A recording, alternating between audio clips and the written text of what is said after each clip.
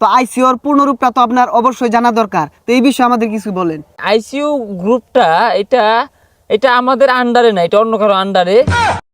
আমরা যতদূর জানি আপনি বিদেশ থেকে পিএইচডি করে আসছেন, আপনি অনেক বড় ডাক্তার। ধন্যবাদ আপনাকে। তো আমি নিজের সুনাম নিজে করব না, তো আমি বিদেশ থেকে পিএইচডি করছি কি না অতটা মনে পড়ে না, তবে আমি এসডি ডাক্তার। আচ্ছা, এসডি কনভার্ট যাই হোক, আপনার পড়াশোনা কত দূর? এই পড়াশোনা কত দূর করেছি এটা সঠিক আমি বলতে পারবো না, তবে এটা গ্রামীণ ফোন নেটওয়ার্কের মতো এটা চলছে বহুদূর বহুদূর। আচ্ছা, আমরা এইসব কথা বাদ দেই, আপনাকে ডাক্তারি প্রাথমিক কিছু প্রশ্ন করব। আইসিইউ বলতে কি বুঝেন?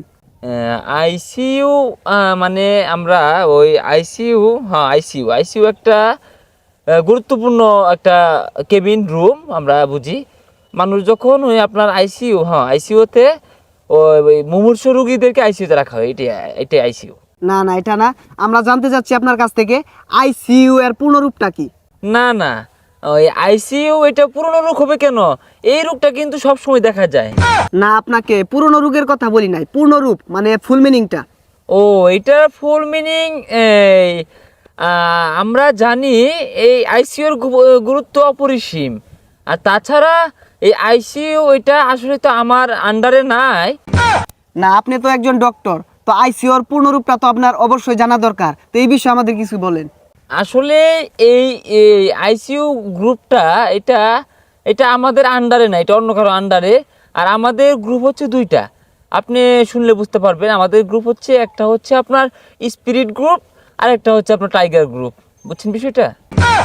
না, আপনাকে যে প্রশ্নগুলো করা হচ্ছে এগুলা সঠিক উত্তর আপনি দিতে পারছেন না। আপনি কি সত্যি ডক্টর? না না, সঠিক ডক্টর হয়েছে কিনা জানি না, তবে আমি যে সেক্টরে কাজ করি সেক্টরগুলো খুবই আমার সঠিক সেক্টরে কাজ করি। আমার মনে আপনার প্রচণ্ড প্রেশার উঠেছে, আপনার ঠ্যাংটা উপর করেন, আমি প্রেশারটা মেপে দিই। দেন, এদিকে দেন। আরে ভাই, কি করতেছেন ভাই? আমি প্রেশারটা মেপে দিই, আপনার প্রেশার উঠেছে, ভুলভাল প্রশ্ন করছেন। আরে ভাই, প্রেশার নাই। আপনার আপনার প্রেশারে প্রচুর বাইরে। আরে ডক্টর, আনি নয় বড় হইছুন, কি চিকিৎসা দিয়েছুন? রুগী খিচ্চা মরে গেল গা। আহা গো, আপনি একটু সাইড হন, আমি এখানে কথা বলা শেষ করি। চিকিৎসা করছেই তো মরবো, দাফরাই দূরে মরবো কি? হুট করে কি মরে দেবো? আপনি সাইড দাঁড়ান। আরে ডাক্তার সাহেব, রুগী মরে গেল, ডাক্তার আইউন। আগো, রুগী মরে গেল আমি গেলে দেখছেন এই যে আমাদের এত এত সমস্যা হয়।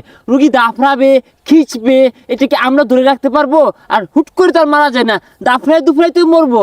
আমরা চিকিৎসা দেওয়ার আমরা দিয়েছি।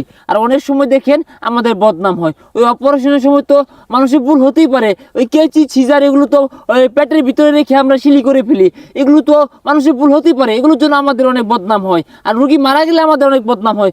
রুগী যখন ভালো হয় তখন কিন্তু আমাদের সুনাম হয় না। একটু ওয়েট করেন, আপনার রুগী দাফরায় দাফরাই মরবে, সমস্যা নেই, চিন্তা কোনো কারণে। যা বলতেছিলেন বলেন। না, আপনার কথা আমি কিছুই বুঝতে পারি নাই। ওটি আর ফুল মিনিংটা কি? না না, এটা ওটি হবে না, তো এটার বিষয়ে সবাই বুঝে না। আমরা যারা বিশেষ অঙ্গ ডাক্তার আছি এই বিষয়গুলো আমরা ভালো করে বুঝি। এটা ওটিপি হবে, ওই যে বিভিন্ন device, mobile phone, Bluetooth connection, যে গান বাজায় বক্সগুলো, এখানে একটা ওটিপি থাকে, এটা দিয়ে আমরা অনেক গান বাজনা করেছি, এটা আমরা ভালো বুঝি। আচ্ছা যাই হোক, এই বিষয়ে পরে কথা বলবো। আপনার মনে হয় প্রচণ্ড জ্বর শরীরে, তাই না? আসেন, আপনার জ্বরটা আমি মেপে দেখি। তা আমরা আসলে এটা আমাদের দায়িত্ব থেকে আমাদের এটা করা লাগে। হ্যাঁ, প্রচণ্ড জ্বর। আপনি চলেন, আপনাকে তো হসপিটালে ভর্তি করতে হবে। আসেন, আপনি আসেন, আপনি থাকেন। কি আর ওটিপি, ব্লুটুথ কানেক্ট গান বাজাইতেছে বক্সের মধ্যে।